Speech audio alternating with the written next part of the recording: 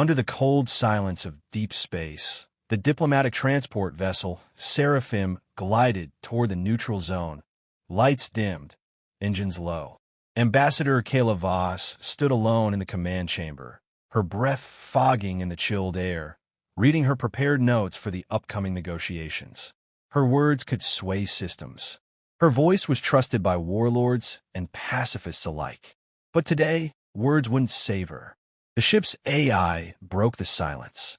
Unregistered thermal anomaly detected. Deck 3, cargo hold. She blinked, set the datapad down, and tapped her wrist to bring up internal visuals. At first, there was only static. Then the feed glitched once, twice, and stabilized. A shimmer, a blur. Movement where none should be. She didn't panic. Instead, her hand slid under the console and pressed a button. 1 second. 2. Signal sent. In a dead sector of space, a Terran stealth cruiser flared to life. Deep in its war belly, General Ryhn Calder stepped into armor, sealed the collar ring, and stared at the flashing alert. Priority signal. Voss compromised. No questions. No delay. Back on Seraphim, Kayla locked the doors to the command level. It wouldn't stop the intruder, but might buy her time. Footsteps echoed below, too light for a human. She had no weapon. None were allowed on diplomatic vessels. But she knew the ship better than any assassin. The lights flickered. The temperature dropped. It wasn't fear. It was environmental manipulation. The intruder was using atmospheric tools to flush her out. Kayla didn't move. She went instead into the wall panel behind her, pulling loose a maintenance tool. Sharp, rusted, heavy. A hiss came from the elevator shaft. The door opened silently. A long-limbed figure emerged, its body flickering like a mirage. She didn't scream. She moved. Fast. It lunged. She ducked, swung the metal tool, caught the creature just beneath its neck. The camouflage shimmer broke. Green blood hit the console. It screeched, kicked her into the wall, and staggered forward wounded. But in its moment of arrogance, it missed the blinking red light near Kayla's wrist. Backup was en route. Ryhn Calder's ship arrived in system with no lights, no signal. A perfect ghost. His mind was already mapping strategies. First, extract Kayla. Second, eliminate remaining threats. Third, send a message they'd never forget. He knew the King's move wasn't about victory. It was about humiliation. But Ryhn had never been humiliated in war, only underestimated. He boarded Seraphim in a vacuum suit, cut through the lower deck, and reached the command level. The signs were all there: scorch marks, broken hull, acid burns. And Kayla, bruised and breathing, slumped against the wall beside a twisted alien corpse. She looked up, eyes glassy. "Took you long enough." He didn't smile, just lifted her gently, checked her pulse, and said, "One down." Back aboard his cruiser, Kayla was put into cryostasis for medical preservation. Ryhn stood over a pod, then turned to his command officers. "Prepare 5 units. I want every known hunter the King employs located within 2 hours." We're not waiting. The first body was placed in a reinforced containment case, titanium sealed, with coordinates etched into its surface. Destination: outer perimeter of the Galactic King's primary warpost. Contents: deceased, elite hunter of the Grell species. Status: terminated in action. No message, no threat, just silence and a corpse. Back in orbit, the alien assassins received word. One of their own was dead. Not lost, not missing, dead, delivered back like spoiled meat. One of them, the spectral predator known as Var, shrieked in rage. They hadn't expected resistance. Certainly not a counteroffensive. But Ryhn Calder was never defensive. His doctrine was simple. For every finger raised against a human, he'd break an entire hand. He wasn't loyal to politics. He wasn't loyal to Kayla. He was loyal to the idea that no human should ever be hunted without consequence. The assassins spread out, trying to hide, to regroup. One moved toward a black market orbital den. Another vanished into a radiation belt. 2 stayed together, choosing strength in numbers. But Ryhn already knew their patterns. He'd studied them years ago when Earth had first received whispers of a new class of alien killers. He was never surprised by violence. He'd trained for it, engineered for it, and now he had a purpose, vengeance, not for emotion, but for principle. On the bridge, his second-in-command looked at the incoming data. "We have their locations." Ryhn didn't nod.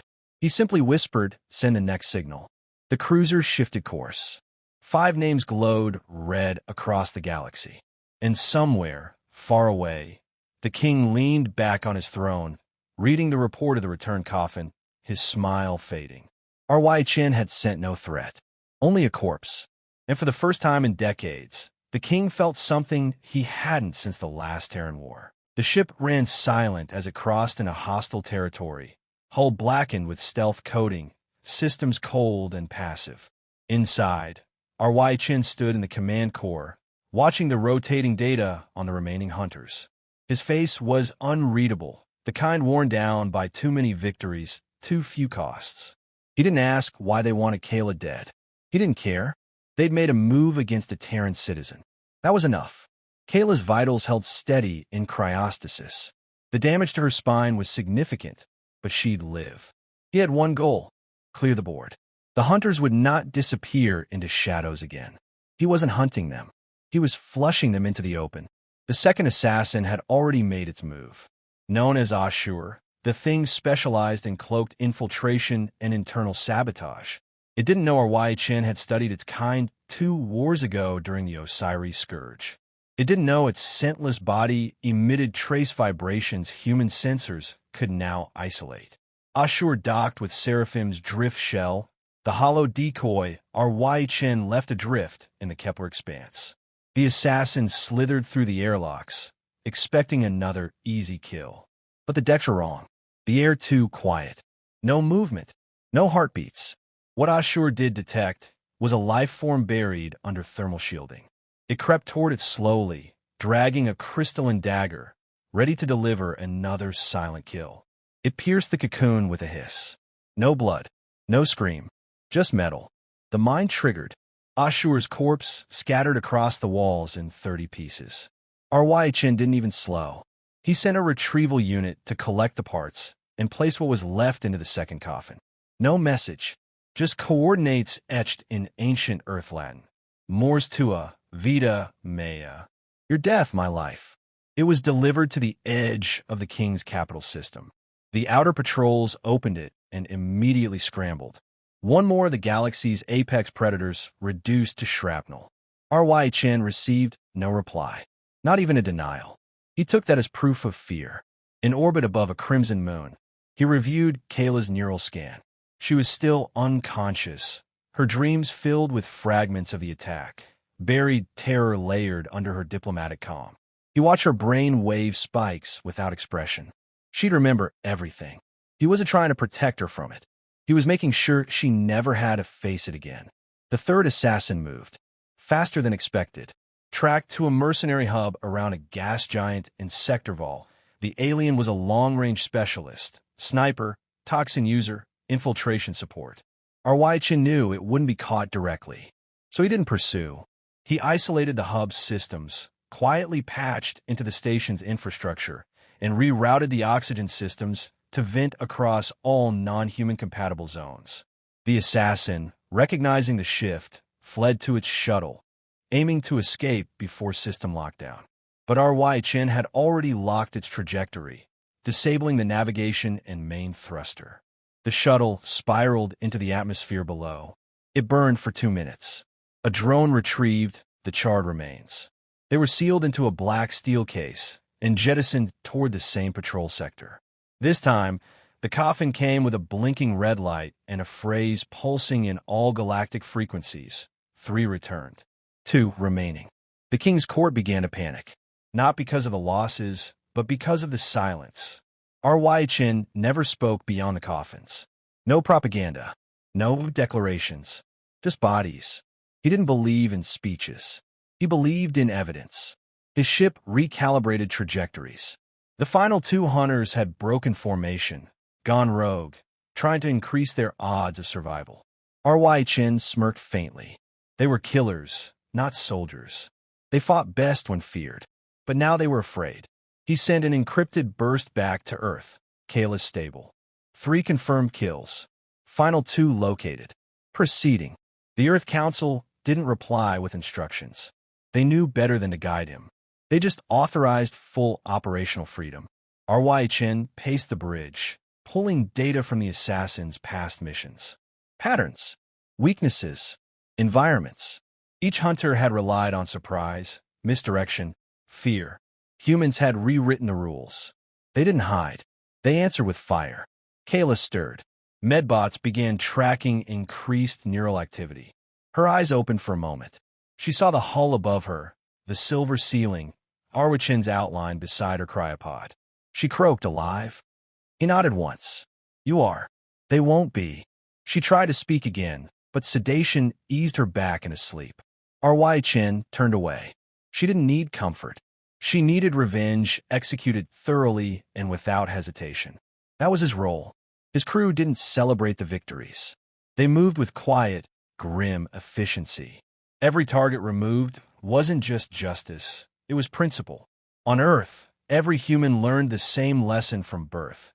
Humanity doesn't start wars, but it ends them with finality.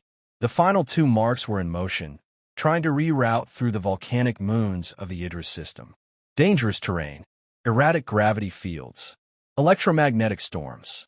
Perfect for ambush. But Ryhn didn't care. He didn't wait to be ambushed. He would drop into the fire.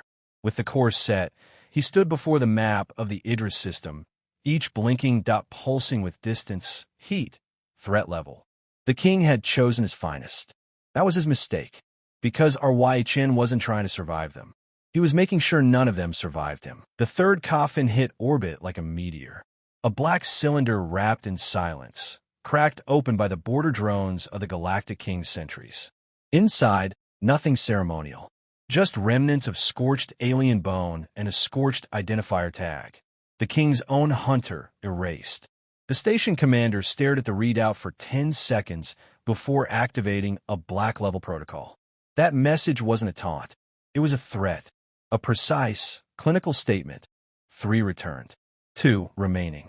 Across subspace, Ryhn Calder sat motionless as hyperspace blurred the stars into knives of light. He wasn't chasing the last 2. He was cornering them.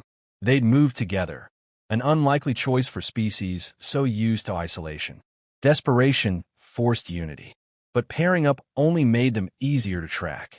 Ryhn didn't need a net. He needed terrain. They had chosen a volcanic moon in the Idris system, thinking its magnetic storms and unstable crust would give them an advantage. But every seismic shift, every geyser burst, every ion fluctuation painted them brighter on Ryn's tactical grid. They didn't understand how humans adapted. That was their failure. Ryhn wasn't coming with force. He was coming with calculation.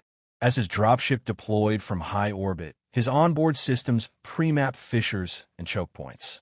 He knew how they'd move, how they'd stalk, how they hide. He gave him opportunity, made himself bait. The first of the 2, a hulking predator armored in natural bone plating, tried to ambush Ryhn during a tremor cycle. It emerged from beneath molten stone, roaring through the air with blades glowing red-hot from heat exposure. Ryhn didn't flinch. He moved left 5 degrees, precisely enough to force the creature's footing onto a weak plate. The ground gave out. The alien fell through. Lava surged upward. By the time Ryhn looked over the edge, there was only smoke and bubbling rock. No ceremony, no struggle, just one fewer problem. The 4th coffin was already being printed in the ship's fabrication bay. The final hunter was harder. A telepath from the Shroud Worlds. No body armor, no weapons, just thought. Razor sharp, honed by centuries of psychic training. It didn't engage physically. It reached into Ryhn's mind mid-step. Static surged in his neural implants. Memories flickered, earth burning, soldiers screaming, Kayla bleeding in a hallway. His vision twisted. For a moment, he felt the cold of failure, the helplessness of power stolen from him. But Ryhn had prepared for this. Years ago, during the War of Silence, he'd undergone neural reinforcement. A failsafe embedded in his spine triggered, an electrical surge that shattered the invading signal like glass. The illusion cracked. Ryhn advanced.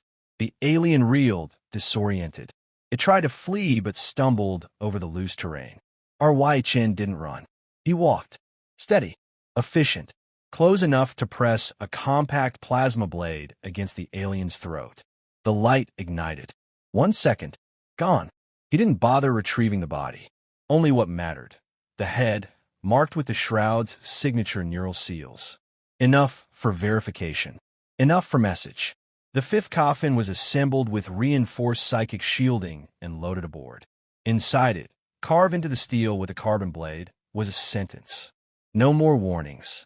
As the coffin launched toward the Galactic King's stronghold, Ryhn sat beside Kayla's cryo chamber. Her vitals had stabilized. Brain activity normalized. But she hadn't opened her eyes since Idris. He didn't need her to wake up to finish the job. The fifth and final coffin was intercepted above the capital ring. By then, the king's advisors had stopped speaking. They watched the data scroll across the screen, one word at a time, and realized the game had not only been lost, it had never been theirs to control. No ships were deployed in retaliation. No hunter replacements. No grand declarations of war. Silence. Ryhn didn't wait for applause. He didn't broadcast victory. His ship turned, quiet and cold, heading back toward neutral space. The galaxy had been warned with corpses. On Earth, news of Kayla's survival was received with quiet satisfaction. She would recover, slowly, but fully. Humanity didn't mourn nearly lost heroes. They rebuilt them. The assassination attempt was never acknowledged by the Galactic King. No apology. No reparation. Just absence. Every faction across the fringe systems took note. The humans had responded not with war, but with elimination. They had sent a general, not an army. 5 of the galaxy's most feared assassins had been dispatched to remove 1 woman. 5 of them came back in boxes. That ratio didn't go unnoticed. Ryhn sat in his quarters, armor off, hands steady. He didn't celebrate. He didn't reflect. There was no pride in response, only obligation. He would do it again. For any human, anywhere, without being asked. That was the cost of being Terran. That was the promise. The message had been sent. 5 assassins in. 5 coffins out. No more. The 4th and 5th coffins crossed the void together, synchronized in silence, their course pre-programmed, undisturbed. Both reached the king's outer ring within hours of each other. Protocols snapped into place. Coffin 4 was scanned, sealed, and confirmed. Species, relic brute. Cause of death, full-body thermal collapse. Coffin 5 resisted analysis until one of the handlers overrode the shielding. Inside was only a head, preserved, inert, unmistakably the shroud's psychic. It stared with empty sockets, burned into the casing in precise etching. If you send another, I won't send a coffin. I'll come myself. The king didn't respond. His hands remained still on the throne's edge. His silence echoed deeper than words ever could. No replacement teams were dispatched. No messages sent. His court remained frozen. 5 of their best erased. 1 woman protected. 1 man responsible. Ryhn Calder didn't pause to observe the aftermath. He didn't care for reaction. Reaction wasn't his goal. Understanding was. Kayla's cryopod status red stable. Medical Reagan had already begun cellular repair. The deeper wounds would take longer. Ones no machine could heal. But she would live, and more than that, she would return to Earth under the flag she served. The mission hadn't failed. It had been hijacked, and it was corrected. He stood in the observation chamber of his cruiser, watching nothing but empty space, hands folded behind his back. A message arrived from the Earth Command Relay. 1 sentence. Acknowledged. Return at discretion. No medals. No ceremony. No debrief. They knew better than to ask for details. What Ryhn did in the shadows wasn't for records. It was for deterrence. The Idris system remained scarred from the brief operation. One of its moons now fractured into partial collapse. No reports filed. No explanations given to the regional powers. Silence was more effective. 5 hunters vanished. 5 graves left. That was the only record needed. Kayla stirred for the first time during interstellar drift. Her eyes opened, fogged with cryo-recovery. Monitors adjusted. Ryhn turned as she tried to speak, her voice barely audible. Is it over? He nodded once. All of them. Her gaze didn't relax. The king. He got the message. She didn't ask more. There was no point. They both knew this wasn't diplomacy. This was enforcement.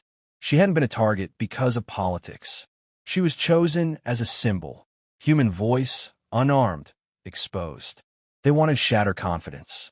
Instead, they learned what happens when humanity doesn't negotiate with threats. Ryhn didn't explain the operations. He didn't recount the traps, the kills, the fires.